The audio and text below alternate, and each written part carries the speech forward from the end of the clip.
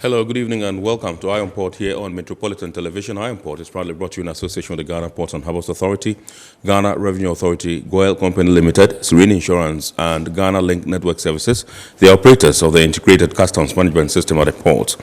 We're also streaming live on our social media handles. On Facebook, you can get us at Ghana Ports and Harbours Authority, GPHA Ghana, Ghana Ports and Harbours Authority, GPHA Ghana. On YouTube, we are streaming live at Iron Port Ghana. Iron Port Ghana. Our media partner on this journey of a lifetime is the Business and Financial Times, the BNFT.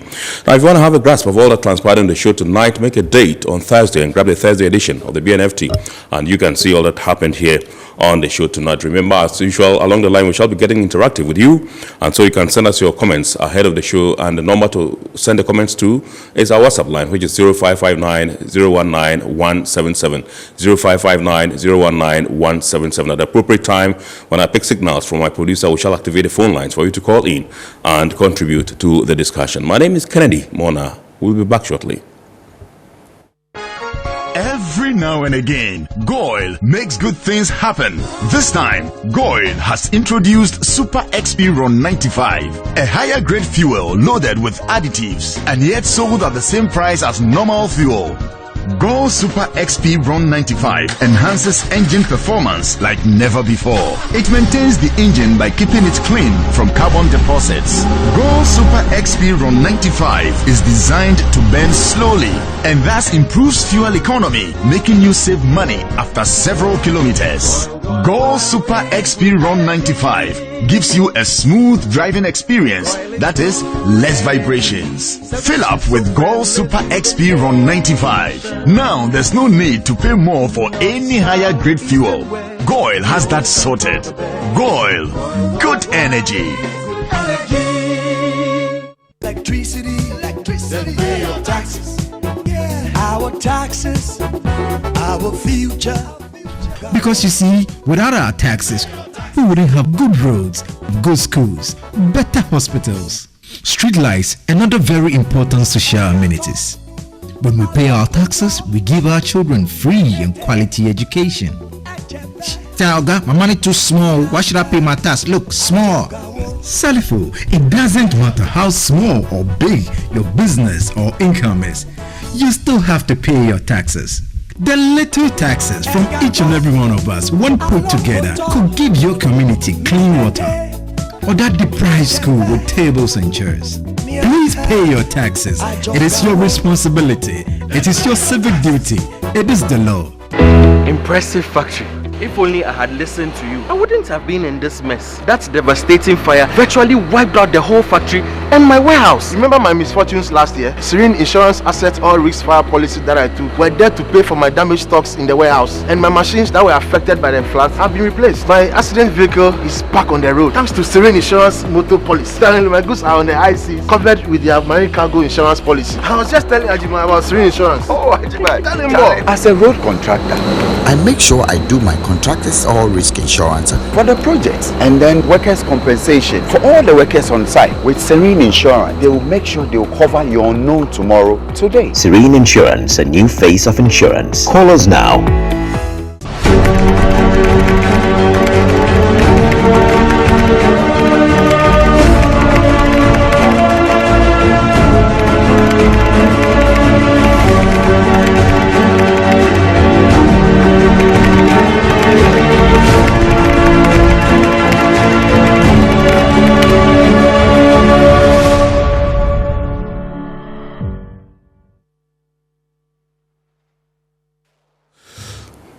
All right, so you all come back. It's now time for us to take a look at some of the happenings in the port and maritime industry in the course of the week. And the Director General of the Ghana Ports and Harbours Authority, Michael Luguje, who is also the President of the Port Management Association of West and Central Africa, has impressed upon ports in West and Central Africa to harmonize the standards of operation so that they can be at par.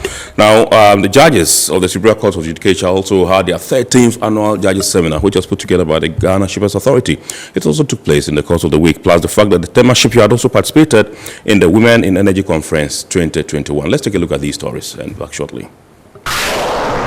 The Director General of the Ghana Ports and Harbours Authority, Michael Ogoje, has called on management of the various ports in West and Central Africa to strengthen bilateral relations with member ports towards injecting increased efficiency and sustainability in their operations. Speaking during the closing ceremony of the 41st Council meeting and 16th Roundtable Conference of Managing Directors of the Ports Management Association of West and Central Africa, Michael Ogoje, who is also the president of the association, urged member ports to work together towards implementing the key recommendations that emerged from the meeting. For those recommendations that are country-specific, I need to urge all member ports that recommendations that are relevant to your port, you take them up, implement them.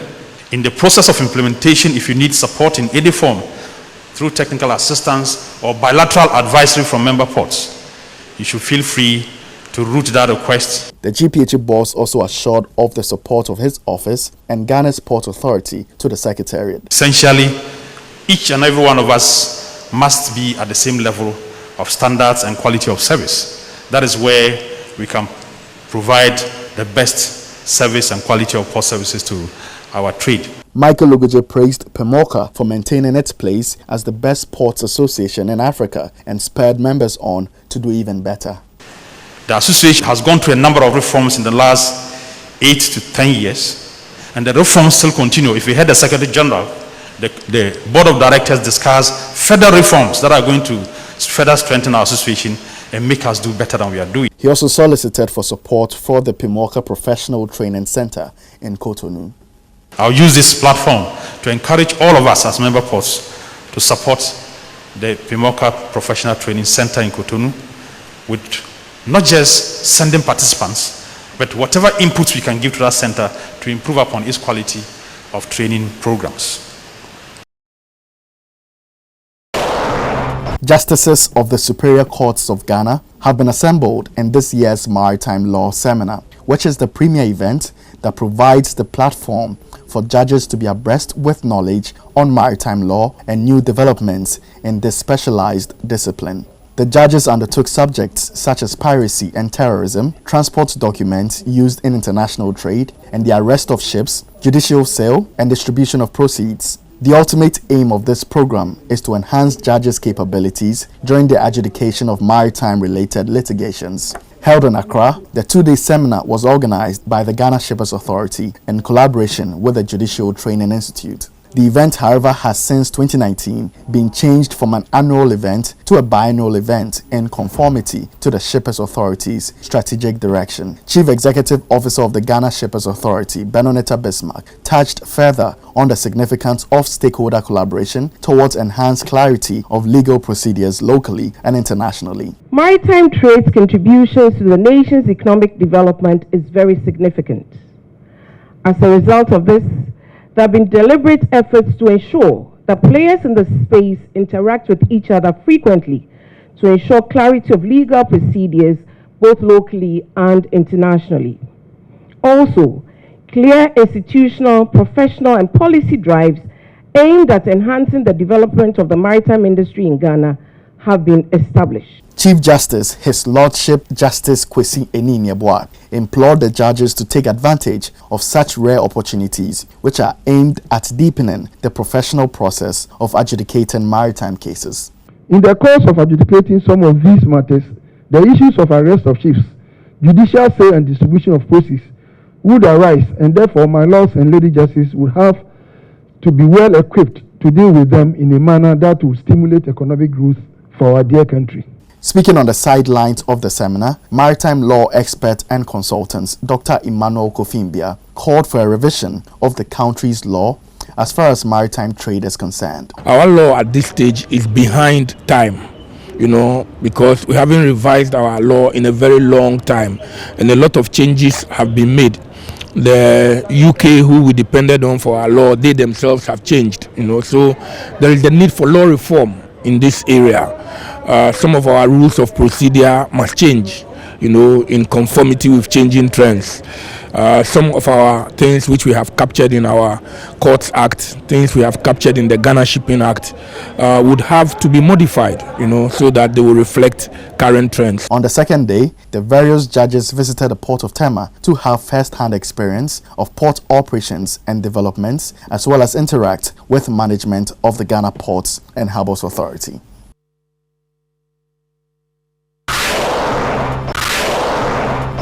Efforts to propel women participation, growth and welfare development in industry have been given another shot in the arm with the organization of the Women in Energy Conference 2021. The conference is one of the initiatives aimed at strengthening institutional capacity for gender diversity awareness through knowledge sharing, networking and advocacy. The annual event, organized by the Millennium Development Authority, brought together female employee associations from the various energy sector organizations such as GRIDCO, GNPC, BOST, NECG, some staff from those companies, female students and interns from some tertiary institutions, among others. The Women in Energy Conference also saw participation from the Tema Shipyard. The Director for Gender and Social Inclusion at the Millennium Development Authority, Dr. Cherub Ntrinsia, touched on some of the gender challenges inherent in the energy sector. If I use the example of engineers, they'll say that they don't have role models. She had some recommendations for policymakers. What we would hope is that if there should be a directive for every organization to sort of do an audit, to find out the issues and then develop a policy which will be approved, by the management and endorsed by them with commitment so that they would work on the problems that come out. The head of marine services at the Tema Shipyard, Isaac Eshen, explained the benefits of such programs to the company. In a way, some aspect of energy involves transportation, and that is basically what we do, work on the ships that brings in the crude oil to fuel the plants that give us energy.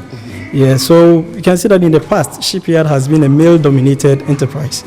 So we are trying to introduce ladies who are into engineering to come to shipyard and then work.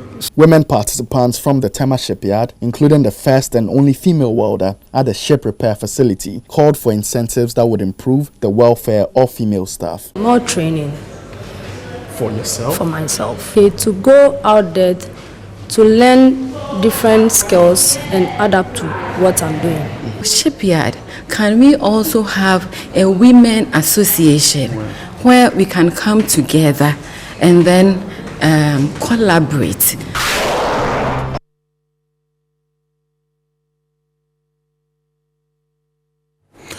All right, so those were some local maritime and port stories over there. Now, the Yuletide is almost at the corner, and GOIL seems not to relent on its oars. It's not leaving anything to chance, and so it went to the northern sector, that's the northern zone, and we have some goodies from them in terms of the GOIL TV market. And remember, the GOIL TV market is all about showcasing the services and products of one of our lead sponsors, GOIL Company Limited. And this one is in addition to the ASEDA promo that the company is running. Let's take a look at that.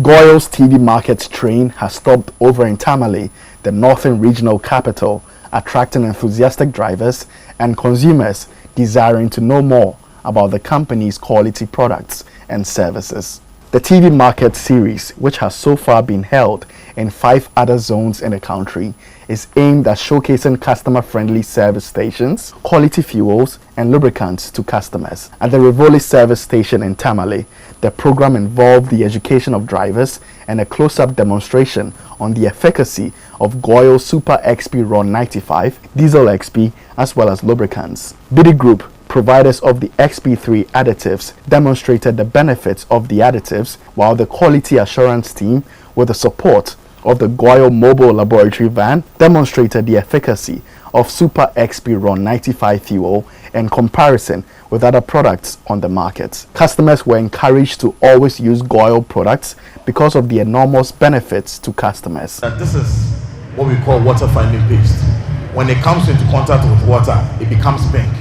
Now we have mixed water with fuel, and then we have used XP3 to treat the fuel. And then what the other OMCs use, we don't want to mention the name. Now this is the XP. This is what the other OMCs use. Now, if we dip it in it and the color becomes pink, it means there's still water in there. If the water doesn't change, it means the additive has been able to take away all the water from the fuel. So at this point, kindly drop the two solutions into it. As you can see, this is the XP. The color hasn't changed. It means the water that was in there has been dispersed. But look at the other one. You can see that it is still pink. It has turned to pink. It means that we treated it, but the additive wasn't able to disperse the water from the fuel. This is what we mean when we say that GOIL's fuel, when you use it, it is able to disperse water from your fuel. The public relations manager, Robert Tre, assured drivers of the quality of GOIL fuel. He advised them not to sacrifice the durability of their vehicles by going for low quality and adulterated fuel, adding that the company will not relent in serving quality products to customers. They have demonstrated that in spite of all this, we add additives, and that is SP3 additives. That is why we call our fuel Super SP and Diesel SP. So this one, double profit. With our Super, we sell around 95. Now you know. So that if you go anywhere, somebody is saying, oh, our fuel is this at 6.2, 6.3, 7. Please, mind your engine. I say what? Mind your engine. So make sure you buy around 95. Then they have said ultra low sulfur diesel. So if you are using a truck that uses diesel, mind your engine and mind our environment. The zonal manager North, Marian Adamu, asked consumers to rely on GOIL to get value for money from products purchased. Zone North comprises 27 service stations spread across 3 regions of Upper East, North and Northeast regions. Keep faith with the GOIL brand. GOIL is for everybody. We sell quality fuels everywhere. From Accra to Widana, you will get around 95. You will get additivated diesel XP. So I recommend that continue to patronize GOIL products. In a related development, GOIL's Northern Zone has launched its ASEDA promotion campaign to reward customers for their loyalty and patronage of the GOIL brand. The appreciation promotion involved the handing over of gifts to customers who purchased products. At the TAMALE Rivoli station, customers were rewarded with several items, including pieces of cloth, bags of rice, cooking oil, pressing iron, helmets, and other corporate gift items. A similar appreciation ceremony was held in Avrongo in the Upper East region, where over 150 customers received gifts from GOIL.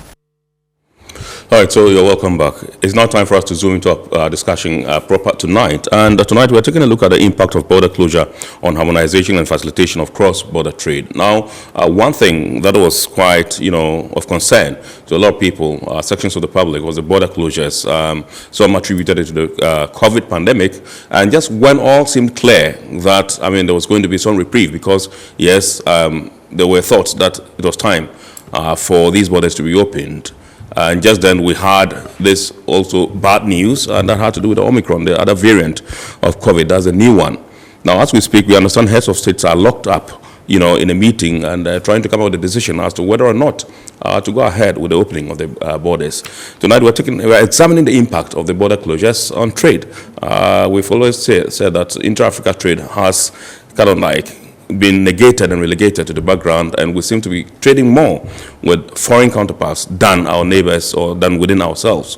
And so tonight, that's what we're examining. And so we've assembled a team. We have in the studios with us Mr. Ziad Hamwi, who is the national president of the Borderless Alliance. Indeed, they've done a lot of work in terms of, the borders, and they've been advocating for, free borders, borders that, would facilitate trade and not hinder or hamper trade. And so he's here with us in the studios. He has a lot up his sleeves for us tonight. And we also have in the studios Mr. Emmanuel Donikwami, who is Secretary General of the International Chamber of Commerce, Ghana. Good evening, sir. Good evening, Mr. Hamwi. Tonight you look great. Should I call you Alhaji Hamwi? It's a new look, right? All right, so I'm trying to look regular. Absolutely. Merry Christmas to you guys in advance, and thank you very much for obliging us. Let me begin with you, Mr. Adonikwame, and find out what the ICC's assessment of the impact of the border closures has been all this while. It's obvious that it's actually disrupted global supply chains. It's not an African thing or a Ghana thing. Globally, the pandemic has had its negative impact, and this as a result of the measures taken unilaterally by countries, the closure of borders, and all the trade restrictions, the travel restrictions. At the time, seafarers were actually struggling, to embark at various destinations. And we now getting the effect of the impact. We're now feeling it during the Christmas period. All right, so let me come to Mr. Hamui and find out what the Borderless Alliance's Ghana's position is on the border closures. I know you've been at the forefront of advocating for a reopening for some time now. So notwithstanding the continuous position of Borderless Alliance to enhance the movement of goods and people across borders in West Africa, especially with focus on trade, we realized today we are speaking about a global pandemic, as Mr. Donikwame was saying, and we are talking about 5.3 million deaths worldwide and 270 million cases of COVID-19 that have been reported across the world. Luckily, in Ghana and across Africa, we are very thankful that in terms of health, we haven't faced the doomsday scenario which we were expecting. But keep in mind that when the decisions to close borders within West Africa, and I'll restrict myself within West Africa because of the issues. So at the time where the decisions have been taken to close the borders, whether land, sea, and air borders, there was the realization that there were inadequate measures at various borders to safeguard the health and the safety of the economic operators, of cross-border traders, of truckers and drivers and their mates. And so, pending this decision, you can't really expect that the borders which are carrying an unknown disease at the time with unknown potential, but known to be highly contagious. And so we understand the rationale behind the closure of the borders in order to limit the spread of the virus, in order to reduce the effects. And some would say actually that the quick reaction with regard to the closure of the borders in Ghana, in West Africa, and across Africa has been one of the reasons why we have seen less transmission, less cases, and less death. So we were fortunate. But we had leaderships across the continent and in West Africa, which has shown us the way. So as Borderless Alliance, we understand that, we appreciate, but we also understand the fact that the situation has stabilized a while ago. Now, keep in mind that we have not been sitting down and sleeping while things were happening, because we were actively engaging in the debates, in the discussions, in order to advocate and to organize how to localize some of the requirements which were unavailable during the early stages of so PPEs were very scarce in Ghana, but we have managed to ramp up the local production drive for scrubs, for hygiene products, for sanitizers, for equipment, and it has come up with some positive results. Today, we are stuck in a position where the borders are closed for the movement of people, but keep in mind that throughout the pandemic, the borders were open for commercial drivers. So cargo across West Africa was moving freely, or let's say more or less freely, because there were issues beyond the COVID when Nigeria's border, for example, were closed and then reopened. Maybe we will revisit that one later on. Today we are stuck with a situation at the Togo-Benin border. Maybe we'll also find some time to discuss. But COVID-wise, we think that the situation has stabilized, and we are looking forward at what the heads of state decision based on tonight will do, because we know that there were some recommendations that were made by the technical experts of ECOWAS to the Interministerial Committee, and that the Interministerial Committee itself has raised the recommendations to the heads of states that we will begin to have a gradual border reopening as of 1st January 2022. So we look forward for how they will respond to that. Now, have you as a group done any research to dig into what the impact of this particular closure have been? Not a primary research. However, we have been busy in collecting secondary research from the many publications and studies that were coming up about the effect of COVID-19 on the disruptions of the global value chains, on the regionalization of value chains, on the acceleration of the industrialization drive in Africa, mainly due to, or let's say thanks to COVID-19. You realize that many countries in Africa were very coming from a very bad situation with regard to the production of enough and adequate material for sanitizers, for example, or masks. Today we have many countries in Africa which have, including Ghana, for example, which have adequate production, and we are even now starting to export. Now, we also want to think of the COVID-19 as the latest series of wake-up calls of the effect of external shocks on the disruption of value chains, especially when countries in Africa are unable to supply at least the barest minimum of their critical products. Right. Now, there will always continue to be this situation where you will definitely need trade, because trade needs to balance your needs, what you have, with what you don't have. So you export what you have and you import what you don't have, and then you build the capacities according to what you have. So coming back to Borderless Alliance, we have played our role in advocacy, in thought leadership, in shaping the conversation around, for example, the need to have, for example, regional vaccine manufacturing centers across Africa. Maybe Mr. Donny Kwame will have more information about that one from his perspective. But I am one of the very active proponents of beginning to accelerate the manufacturing drive in West Africa and across Africa in order to help build this critical mass of regional value chains. Let's make use of the latest wake-up call to start to build the regional value chains and to create the kind of economic development that Africa needs. Right. Okay, so let me come to Mr. Donny Kwame and find out from you whether you can share with us some of the concerns that have come to you from businesses that take part in cross-border trade as far as this border closures were concerned. Have you had occasions where people phone your office or came personally to lodge complaints? We've had a lot of workshops and seminars. As a result of the pandemic, a lot of things are being done digitally. We do communicate digitally. And it's a wake-up call. So we've realized that there is the need to get a WTO to renew the moratorium on custom duties on electronic transmission. So that at least the cost of using the internet should be done at the barest minimum. It's something that popped up as a result of this pandemic. And we think it should be renewed. Okay. And also going forward. When is the current one supposed to expire? The member states were supposed to have met, and then Omicron popped up, and then the meeting was called off. But the experts are still working behind the scenes. Apparently they're still negotiating. So the global business community is actually pushing them to renew the moratorium.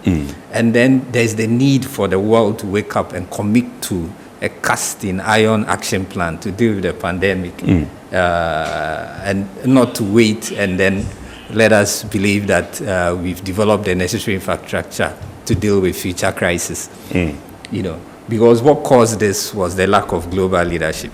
We all expected the big powers to liaise with the UN and the UN bodies like the WHO to get the necessary resources for people to do the right research, to be able to come out with a vaccine, so that at least, as we all know, with yellow fever and others, there is a vaccine and it's distributed equally. There's nothing like travel apartheid or vaccines being hoarded and then being given to people when it's even close to expiration for them to be used. It's never happened, you know. But now we've waked up to a situation whereby globally there's destruction everywhere. You may be rich, but we've realized that the poor ones are not dying. It's the rich ones that are being hit hard, you know. So the world needs to wake up and then work together and then provide the kind of global leadership that we need. Now, you mentioned the cast-in iron plan. When you mentioned that, what do you want to see? It's a learning process. We need to learn from this crisis. With us in Africa, at least, it starts with the ECOWAS bloc. then it goes to the African Union, then it moves all the way to the UN. And bodies like the WHO should be supported. People do not need to exit once there's a crisis and then start closing their borders to fix the problem internally, because the virus does not know any borders. You know, viruses, you can't contain viruses by locking down your borders, you know. And we in business are hard hit when it happens this way. We see inflation not as a situation in only Ghana. The inflation everywhere. It's Christmas and the prices of things are just going through the roof. Yeah. All right. Mr. Hamwi, tell us, are you aware of any projects or programs that has been initiated by the ECOWAS, as Economic Community of West African States, to ensure, you know, the facilitation of regional trade? Not specifically for COVID, even to reduce barriers, so to speak. All right. So, in general, and irrespective of the COVID situation, ECOWAS was already engaged in some activities in order to ensure the connectivity and the regional integration, whether physically by continuing on its drive to build additional joint border posts across strategic border posts across the region. For example, the latest joint border post in Ghana is the one at Akanu, which is between Ghana and Togo, which is yet to be operationalized for several technical reasons, which we were discussing last week in Aflao. But also, for example, by governance-related issues such as tackling the reasons behind the misimplementation of some of the directives of the ECOWAS trade liberalization scheme. You know that ECOWAS, as a free trade area, has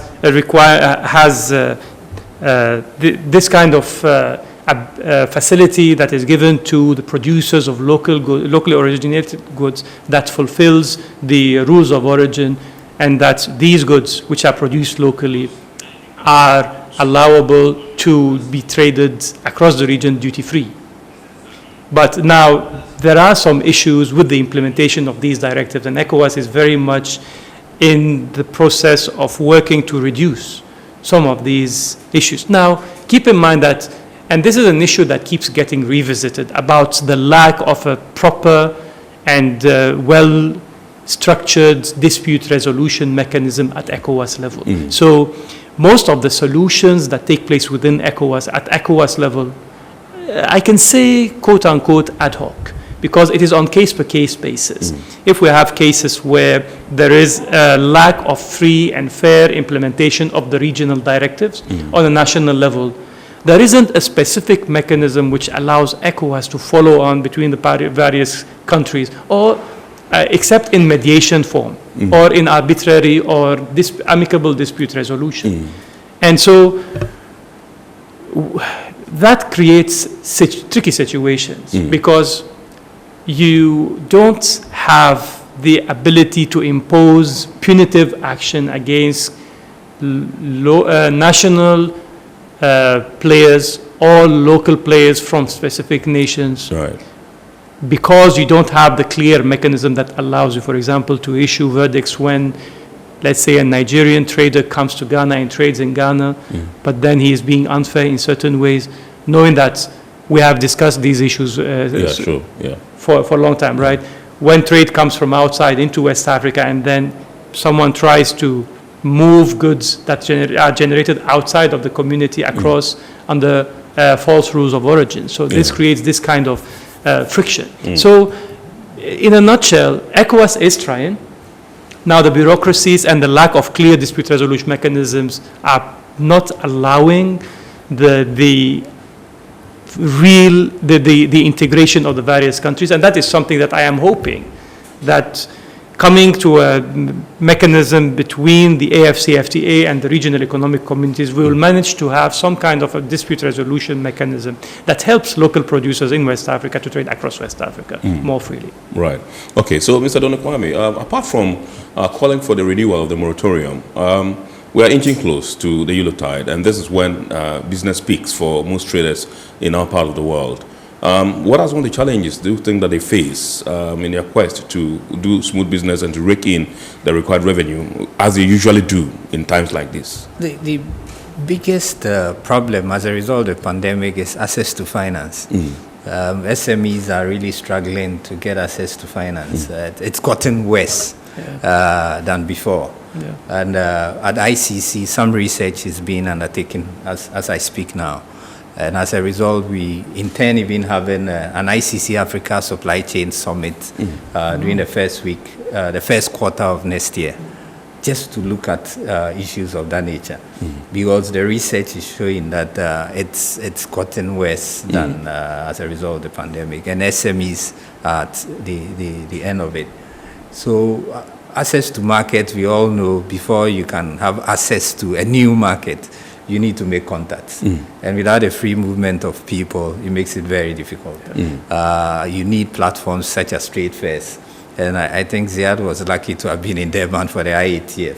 Right, and yeah, sure. Absolutely. Right after the IATF, we heard of Omicron. Yeah. And I was surprised to see on CNN, they show pictures of IATF, and then there is a message complaining that it was taken before Omicron was discovered in South Africa. So the stigma of Omicron then has a problem to do with the whole of the show that happened in Durban. Yeah. But people need to go out there, to make the necessary contacts and then get the necessary orders before goods can move from country to country.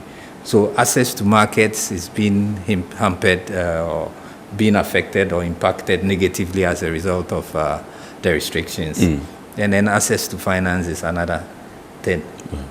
Right. Okay, I'll be coming to Ziad with the same question, but let me ask you, we understand currently the heads of state are engaged in a meeting and they're expected to perhaps come up with some announcements with regards to the opening of the borders and all that. Let's find out from you what your expectations are, emanating from their meeting. I believe the period during which we had a lockdown should have been used to address most of the issues to do with the ECOWAS treaty. There was no provision for a crisis of this nature. There's the need to look at the treaty. The treaty allows for free movement of people and goods. And all of a sudden, you've brought in restrictions, which is counter your own provisions in the treaty. And then issues of IP popped up as a result of vaccines. We need to look at the issue of IP. There's the need for harmonization of most of our laws within the region. That if we work as a region, then if you are locking borders, you don't lock the border between Ghana and Togo, but you look at the bloc as a whole. Because even if we are looking at those who are vaccinated, we know Togo is doing far better than Ghana from the figures I saw online, about 24%, 17%, Cote d'Ivoire. So as a bloc, we can look at things as a bloc instead of having restrictions amongst ourselves. That makes it very difficult. Because looking at even the current directive, if we are to say other member states cannot come to Ghana if they are not double vaccinated, it becomes a very difficult issue. Especially in the area of tourism. We know a lot of other West Africans love to spend their Christmas in Ghana. But with these new restrictions, it becomes very difficult. Now let's take a look at, I think government is coming out with a policy pretty shortly where people cannot patronize certain places if they don't show proof of vaccination, and that has to do with a card. When you vaccinate, the card they give you. Do you think that in any way would help? I would it's a public health issue, so there's the need to work on that. And I'll prefer people getting tested. Genuinely being tested before getting it to be sure you do not have the virus, because getting vaccinated does not prevent you from getting the virus. People are double vaccinated, can still get a virus and then still spread it. So you need to test. But it looks like after things went down a bit, the testing rather and the contact tracing has more or less ceased. And then the other precautionary measures needs to be taken, like wearing of mask, and all the hygiene protocols need to be observed. We should go back to those days where we do more testing and then the hygiene protocols. With vaccination, I believe people still do not even trust some of the vaccinated cards people will be producing. And I know even within West Africa, we were very strict with the yellow fever card. You travel to Cote d'Ivoire or Togo, you don't have it, they won't allow you. But at the time it gets to a state, people can just pay and then go through. Just pay and then get a card. So you have the bad ones still sneaking through. So you are better off sticking to getting people tested to be sure they do not carry the virus. Right. So, Mr. Hamui, let me find out from you. I said I was going to ask you the same question with regards to your expectations from the heads of state meeting.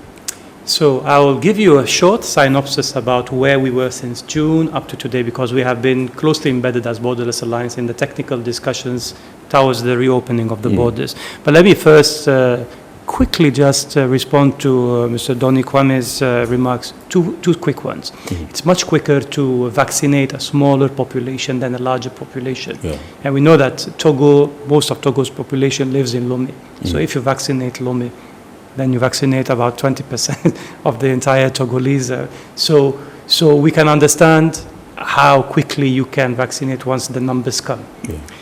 The other one has to do with, I agree with him very much though, on the fact that we need to maintain vigilance, because what has saved Ghana and West Africa is that we have maintained our social distance, sometimes against our will, but it has helped. We have observed good best practices in terms of sanitizing and keeping our distances and wearing the masks. Yeah.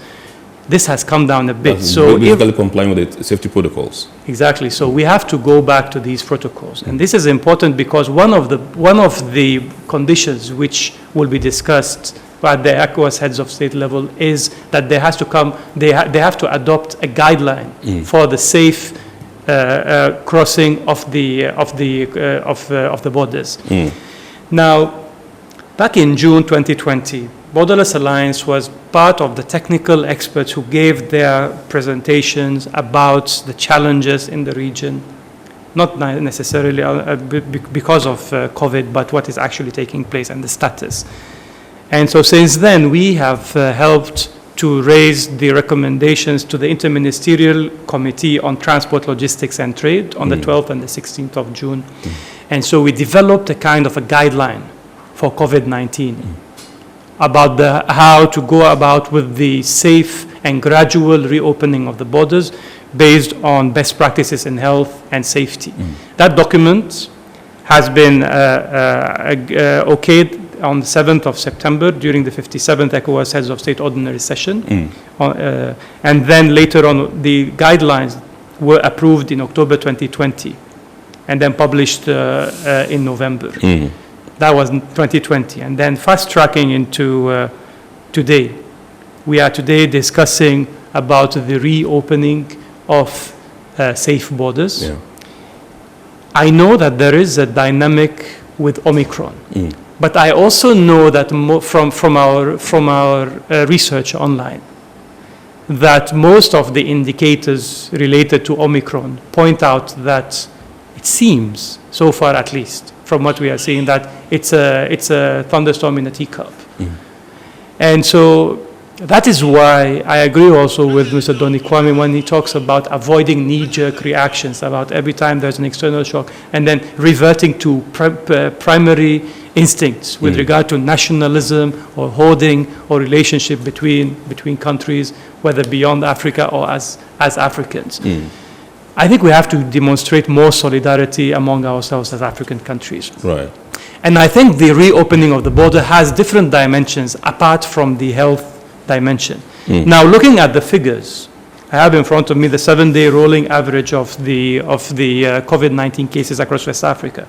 And we can see clearly the first wave going down, then the second wave coming up in February 2021, and then coming down, and then the third wave which rose in September and then came down in October, November, with an uptick in November, which we don't know how it will go.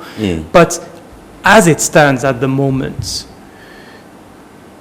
it is very difficult to predict how Omicron can impact the overall assessment. But so far, the assessment has been weak, knowing that the rest of the cases have stabilized across West Africa. Some countries even are way beyond the figure in Ghana, for example, which is 0.94% of CFR.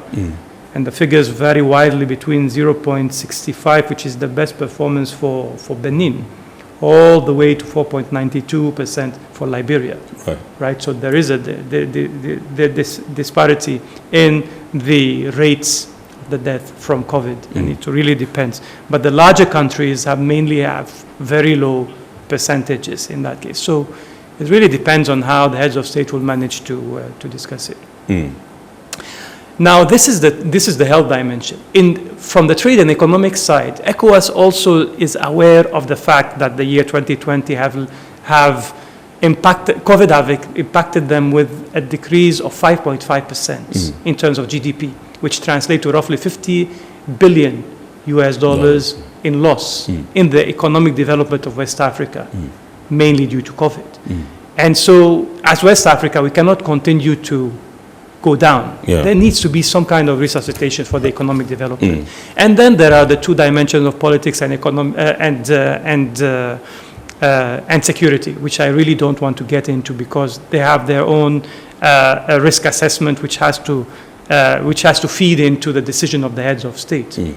You know that the region is going through some very dynamic phase, so to say, and even His Excellency the President has spoken about it, some other presidents have spoken about it.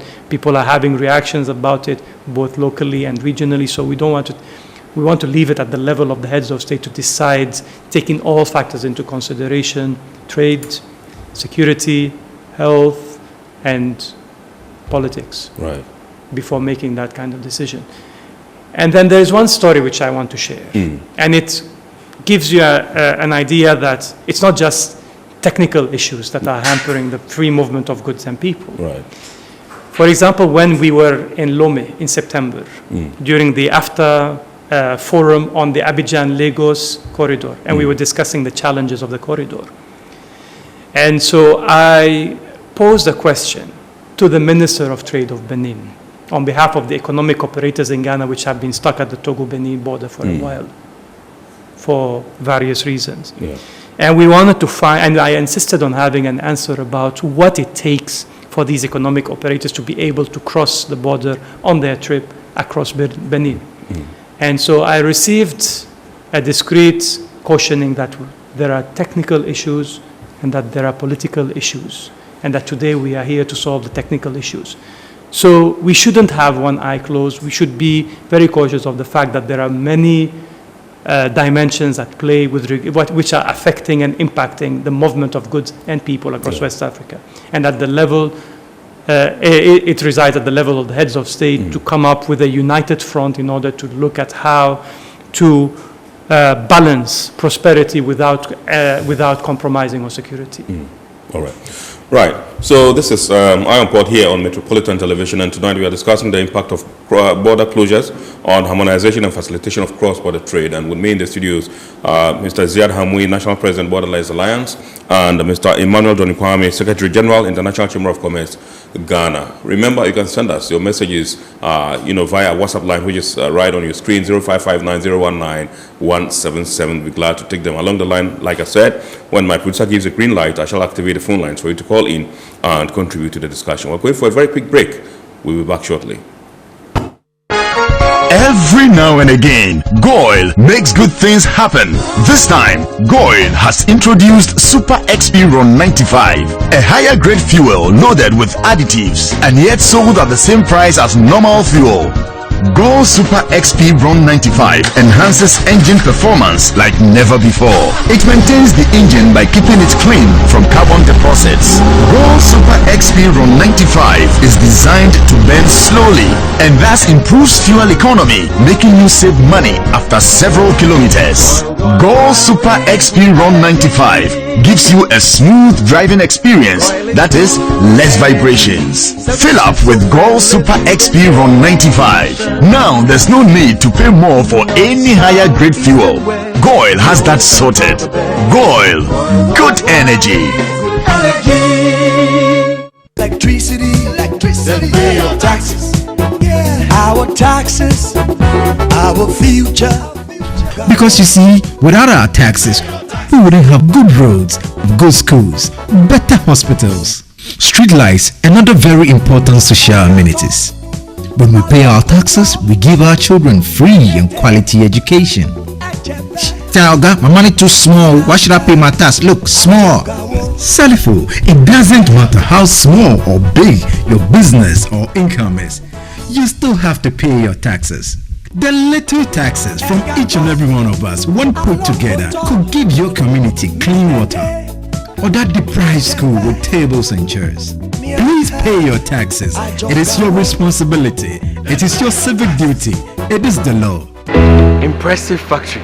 If only I had listened to you, I wouldn't have been in this mess. That devastating fire virtually wiped out the whole factory and my warehouse. Remember my misfortunes last year? Serene Insurance Asset All Risk Fire policy that I took were there to pay for my damaged stocks in the warehouse, and my machines that were affected by the floods have been replaced. My accident vehicle is back on the road thanks to Serene Insurance Motor Policy. Currently, my goods are on the IC covered with their marine cargo insurance policy. I was just telling Ajima about Serene Insurance. Oh, Ajima, tell him more. As a road contractor, I make sure I do my contractors all risk insurance for the projects, and then workers' compensation for all the workers on site. With Serene Insurance, they will make sure they will cover your unknown tomorrow today. Serene Insurance, a new face of insurance. Call us now.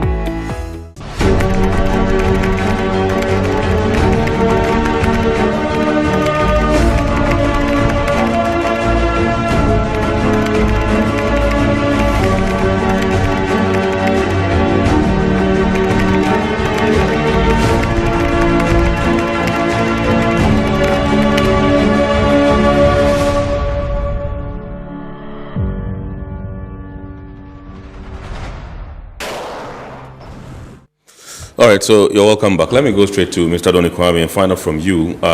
We all heard about the Nigerian border closure and some of the things that happened and the agitations from some of the sides, clamoring for the opening of this particular border. And they thought that this was, what do we call it, a stance taken by a sovereign country to protect its interest. What were some of the dynamics that played out in this particular scenario? Because there were agitations that Ghana should also do same, that kind of thing. Close our borders, yes, in absolutely. retaliation. Yes. Nigeria just retaliated against the countries that closed their borders as a result of Omicron and the use of false vaccination certificates. So it's in the diplomatic circles, it's quite common. But looking at the ECOWAS region, Nigeria constitutes almost 50% of the economy of West Africa, and it doesn't make any sense for anybody to think of retaliating by also closing its borders to Nigeria. I think dialogue is key when it comes to these things, and the best platform is ECOWAS. As Ziad did mention, the bloc was actually set up as the economic community for West Africa, not one to deal with security issues or political issues. But since its creation, it spent most of its time dealing with cases in Liberia, dealing with mostly security issues. And we should also know that economic issues are also security issues. Most of the current situation that we have, political problems we have within the region, is as a result of the economic issues in those countries. And I pity the heads of states of these countries because the pandemic has also made the situation even worse, with the exception of a few that you could link to the crisis in Libya, and as a result, you have all these insurgencies from the Sahel, moving down through Mali to Burkina, which is rather unfortunate because Burkina Faso was really doing well. But as a result of the insurgency within the region, Boko Haram and Al-Qaeda and others, it's also created some form of instability. That one is clearly a security issue. The other political issues in the other regions, I think, is linked a bit to do with the economic situations. When people are hungry, they will fall for anything, So the pandemic has also made things a bit worse now. So you need to go back to the main reason for setting up ECOWAS is an economic community for West African states. And we didn't make room for crisis of this nature, public health crisis, because we've been very, very strict. When you travel to Europe, nobody checks your health card. But travel to Togo and they are all over you for your yellow fever card. If you don't have it, they will send you back, or you will be vaccinated. So you have people who have had 3-4 shots of the same vaccine within a year, and the vaccine is meant for, let's say, 10 years. So most people are even over-vaccinated. So it's rather unfortunate that we have this situation within the region. And you need the leaders to come together. You can't do things in isolation, because in trying to protect your border, you may even end up creating problems for yourself. So this is the time for we to see ourselves as a bloc, and then invest in the region and encourage, because with the border closures, it's also pushed a lot of people to produce local things to make up for the disruptions in the global supply chain. Now I speak to people and they are like, hey, if we can't get things from China or from elsewhere, I think we better create it ourselves to make up for the gap. And that's what's happening at the moment. And within the region, we have a huge market, you know. And as far as we've been able to deal with this virus, I think it's about time we soften our stand and harmonize public health policies. We work together to develop maybe a vaccine for the region, share information. Currently, ICC, we had our own regional Zoom meeting to look at the various blocks. And the MENA and the North African bloc are even thinking of encouraging the teaching of STEM, science, and then getting the private sector to invest in research labs. And I was so impressed to hear of a private research lab in Cairo, which is encouraging private sector inventors. If you need to test any idea of yours and you need a lab to work on, you can just come to Cairo. And they believe this is the way forward. You know, we cannot depend on the others. The pandemic, it's a wake-up call for us to think of building the necessary infrastructure locally. Do you share the same views as Mr. Donikwame? I do. And you remember that earlier I was saying that this is the latest wake-up call about the effect of external shocks. And it's not the only one. There are issues like drought across Africa. There has been locust phases in East Africa.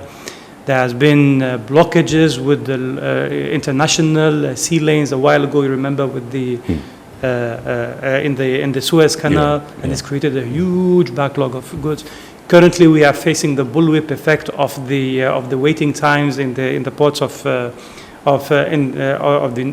U.S. And that has created a backlog and has created the effect with the skyrocketing freight rates, and all of this is impacting trade into Africa. I think that our leaders were getting too comfortable with the fact that the countries were transforming into consumer markets, and that we were becoming the dumping ground for the goods coming from all over the world because of hyper-globalization. And I think it's about time that we think about regionalization and working at least on the critical value chains and things that we can produce and which we have, instead of just exporting our raw material. No, let's develop and add value to our raw material. And Ghana has been leading on that front a while ago, even before the COVID came. You remember that we had a digital drive which started way before the pandemic started.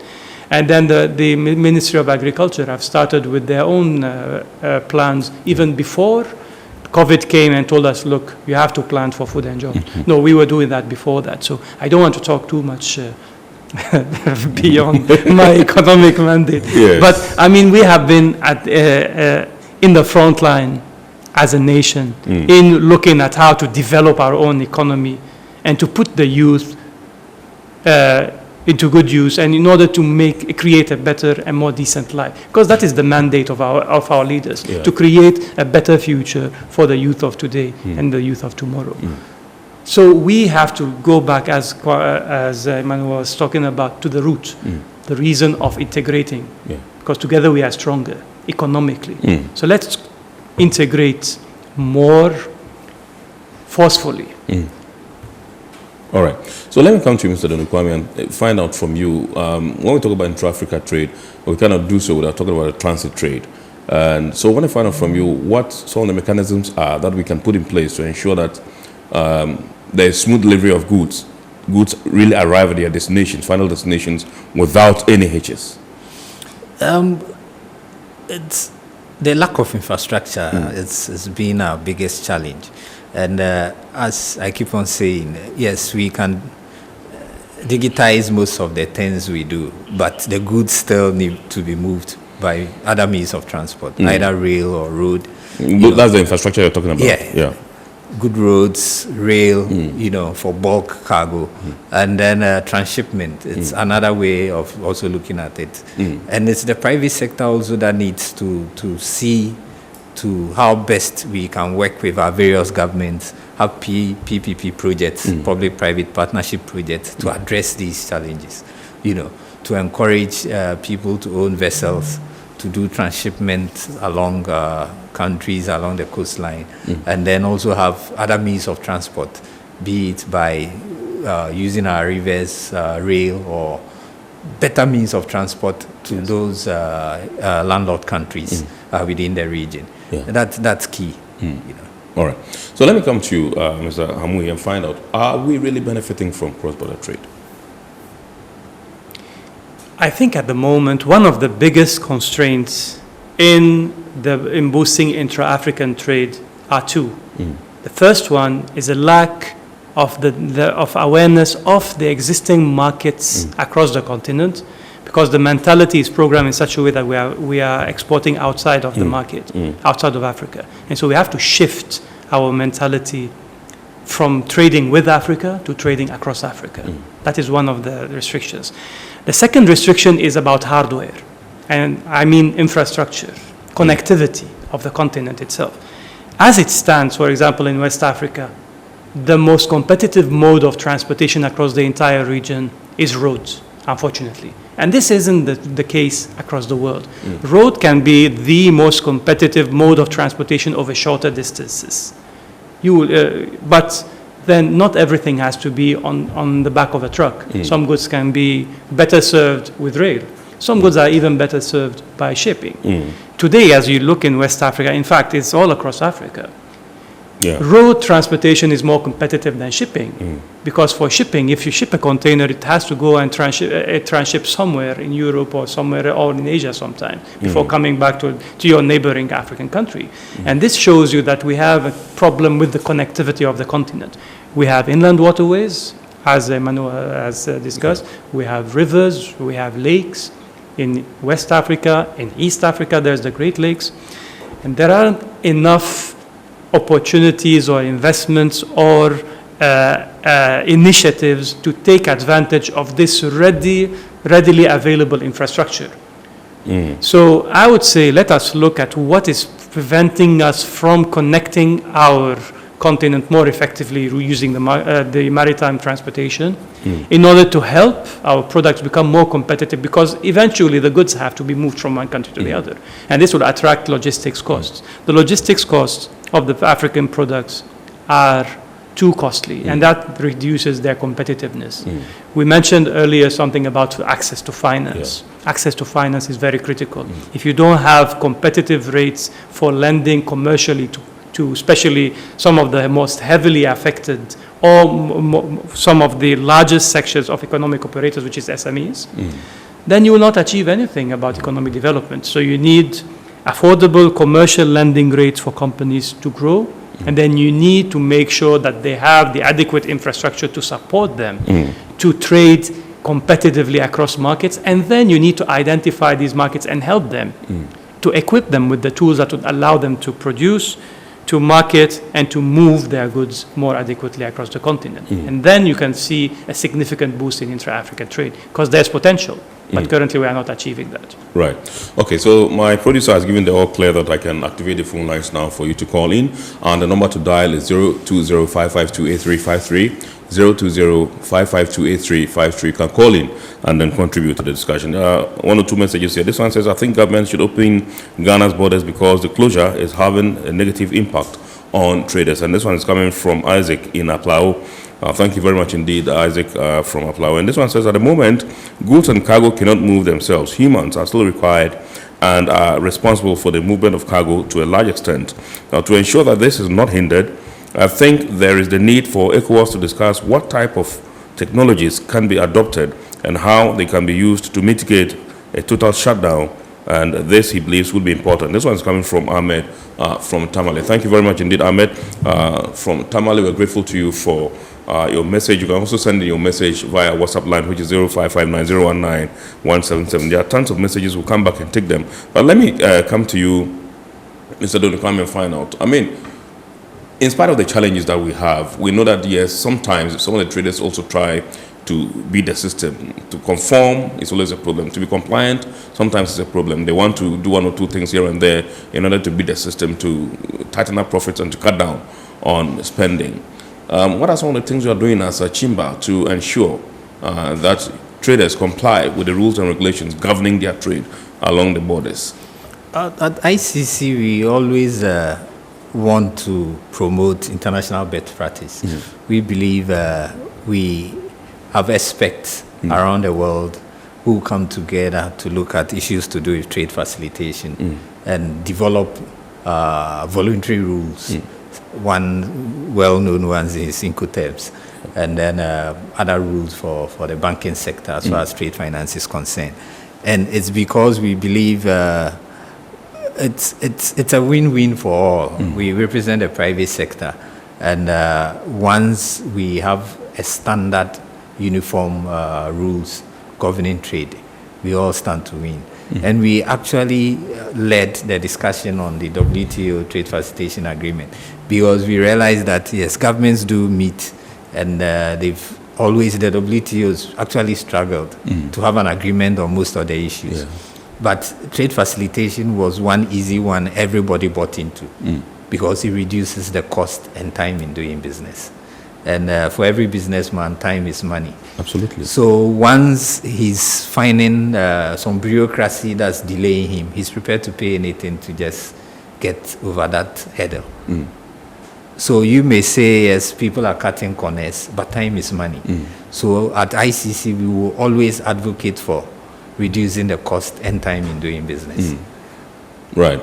Okay, so let me come to you, Mr. Hamwe. What are some of the challenges that are, some of these traders who ply, the corridors, who apply the borders, who apply their trade there? What are some of the challenges they face? What are some of the concerns they raise when you meet them? So let me first of all just briefly comment on what Isaac spoke about, the negative impact on border closures, because it's important to look more holistically at what is defined as impact. Who's Isaac? So, you mentioned Isaac. So you said two comments came by the messages. Yes. And Isaac's message was about the negative effect of border closures on the economy. And I just wanted to emphasize that we have to look more holistically at the combined effect of trade and security and health on the borders before we come up with a proper assessment that will allow us more educated and informed decision about to reopen the border, because this is a very high level decision that has to be taken and it attracts lots of responsibility, so it has to be a very careful consideration.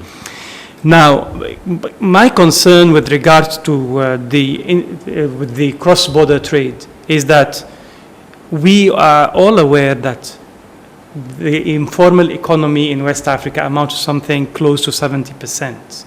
And many of the informal cross-border traders actually are the ones who are most heavily impacted by the effects of COVID. Now, we kind of are we find ambiguity about the classification of informal cross-border traders. Some talk about compliance, and it gives the impression as if informal cross-border trade is a bad thing. Sometimes informal traders lack the knowledge or the capacity to formalize their businesses because their volumes of business and the scale of business is too small. Right. And so the cost involved already as an informal business is already high enough, so they prefer to remain informal. Sometimes it has to do with the lack of the adequate information, not just the lack of the capacity to meet. And so we always engage with them to find out what their concerns are as informal traders, but also independently of that, we also need to find out about the formal cross-border trade, because both of them have different requirements, right? So with the informal trade that we have in West Africa, for example, you need to build a lot of capacity. Many cross-border traders who are in the informal trader need to build their capacities and to be equipped with the tools that would allow them to trade more competitively and to formalize their trade in certain ways. It is how to formalize the trade where we are not sure. Right. right? Should they formalize as an association that is trading, or should they formalize their businesses as upgrading their businesses to the formal sector, or things like that? Now, for the formal trade, we have realized that many of the issues have to do with the lack of the harmonization of the documentations on trade, the trade facilitation issues, and then the lack of adequate information, and the lack of the fair implementation of the regional regulations on national level. So if we are in the ECOWAS region, for example, and we know that this trade is moving from one country in West Africa to the other, you have the set of documentation that is approved on one side, and then you get to the border, you move to the other side of the border, and you find out that these documents need to be approved by, for example, things like standards, or formats, or language even. So you find out that some of their needs are slightly different. Right. So we try to work on building the capacities of the formal trade, but we also try to work with the informal cross-border traders in order to build their knowledge of the local trade procedures and the requirements in order to build a more formalized business and to equip them with the tools which they need. And basically, everybody needs better access to information, better tools to get their trade, and then better infrastructure to allow them to trade more competitively. So we work with the relevant stakeholders to build the capacities and to help make the businesses more competitive. All right. Let me take this other message. It says the agriculture sector of ECOWAS countries have experienced a considerable decline on account of restrictions on travel and movement due to the closure of borders, disrupting supply chains and making access to small and medium-scale businesses. This is not good for ECOWAS, and we need to act now. There's no name on this message, and so when you send a message, please always endeavor to add your name so that we know where you are sending your message from. Right. So let me come to you, Mr. Doni Kwame, and find out from you. We have often said that we trade amongst ourselves like 15%, the rest is 85%. I mean, that's statistics that we have, that intra-Africa trade is like 15%. The rest of the 85% we do with the Europes, the Americas, and all that. What can we do to turn around the situation? And in normal circumstances, we should have been doing much more trade amongst ourselves than we do with the outside. It starts with the regional blocks. I know within ECOWAS is even worse. From the figures I saw, it's like 5 to 6%, and then within Ziad, you can confirm that. 12%. Then within that's intra. Then inter between the regional blocks like ECOWAS and COMESA is around 44% or so. Then the rest of the world is close to 90%. And we all know the reasons. The blocks were actually, the countries were actually... Hold your fire. Let me go on to the phone lines. Let's welcome Nanaya from Tema onto the phone lines, and when we come, you continue from there. Hello, good evening, sir. Yeah, good evening.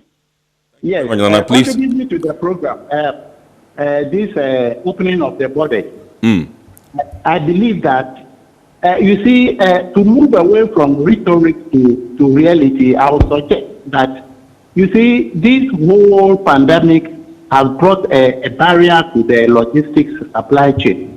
Now, the principal actors being transport operators, manufacturers, insurance companies, and the like, who have to come to the round table, especially the banks, to talk about their profit margin, lending rates, and all of that. Other than that, we begin to fall to the big markets in China and Europe and all of that. We can open all the borders today in the name of promoting intra-African trade.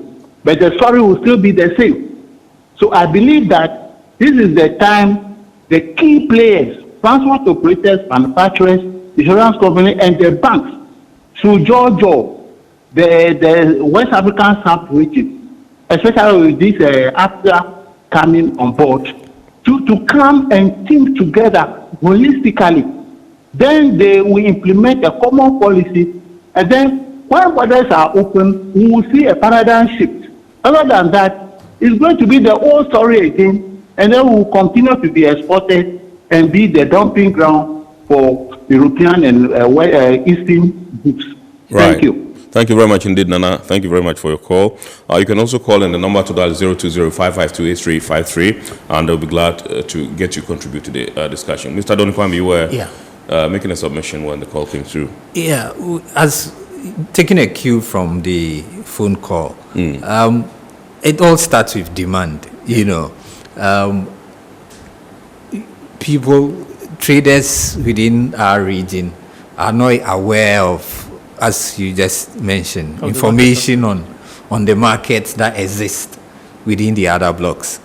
And your first point of call may be maybe participating in a trade fair to have some hint of what goes on in that country. You may have close relatives in Europe, so getting information from such markets is even easier than getting information on the size of a market within Africa. Okay. So information itself is key. Yeah. And then you need your own, within your own national borders, your government need to create the enabling environment for if you want to go into manufacturing to be able to produce, you know, at an affordable price for the product to be able to compete with same products on the shelf in your country before you think of even sending it out, even if it's duty free. Okay. For you to send it across the borders. Let me pick Ben from Takoradi. Good evening, sir.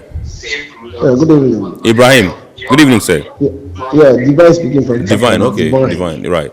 Divine. Thank you. Yes. Please flow, sir. Yeah, it's Divine Takoradi. Divine Takoradi. Yeah, please, I think the closure of the borders. Yeah, the closure of the borders are not helping because a lot of people are suffering. The president should just look at certain things. I think we should look at the measures that people have to follow so that they just do the right thing. Because a lot of people are suffering, my brother. In fact, people are flying all over. But how come the borders? So the president should do well and then open the border for the people. Right. Thank you very much, Divine from Takoradi. We are grateful to you for your time. All right. So, are you done with your submission? Yeah. All right, great. Okay, so let me take these messages. This one says, my name, I am Kabelo Robo by name. I live here in Botswana. Help me here. I have a package in Ghana which was processed straight from UK to enter Botswana. Due to governmental issues, it was processed in South Africa. Now, South Africa pined it to Ghana. I don't know what that means. So that it may proceed straight to Botswana. But I have not received my package yet. And I have paid for the flight. I am humbling myself. Well, I think that he has a problem. He was supposed to get a parcel from Botswana. It was processed in the UK. But because of some issues, governmental issues in Botswana, it was rather than in South Africa and brought to Ghana for onward, movement to Botswana. As of now, he says he hasn't received it yet, and he has added his address. So maybe we would pass it on. If you are watching, we'll pass it on to the appropriate authorities and get them to follow up, and you get some feedback, Mr. Robo Kabelo. All right. So I understand we have Jacob Eshan Jr. on the line. Good evening, sir. Hello, good evening. Yes, sir. Great. I've been following the discussion. My submission is that one, closure of the borders is a disadvantage to the poor in the country. It doesn't help. We in Ghana, we in Africa, we don't have the problem as magnitude as those in the cold templates. We in Ghana here, we have noni which has antiviral property. And also, the noni handles the presentation of the COVID. Also, our temperature helps us to deal with the virus. So we don't have a problem where our borders should be closed. And the rich are flying. Why are they flying? Is that okay? And the people who are using the road are being denied. It's very bad. It's a bad policy they need to think through. The borders must be open for trade and what the business transactions must go on. We don't lack the capacity to handle the COVID or so-called COVID. We have none here. None grow in this country. Noni plant grows and fruit, and I produce noni juice. A shame noni juice is my product, which handles the COVID. It has antiviral property, anti-inflammatory. Why are we closing the border? It's a detrimental to development of people in Ghana and other African countries. The rich are flying and allowing them to fly. We have what it takes to handle the COVID.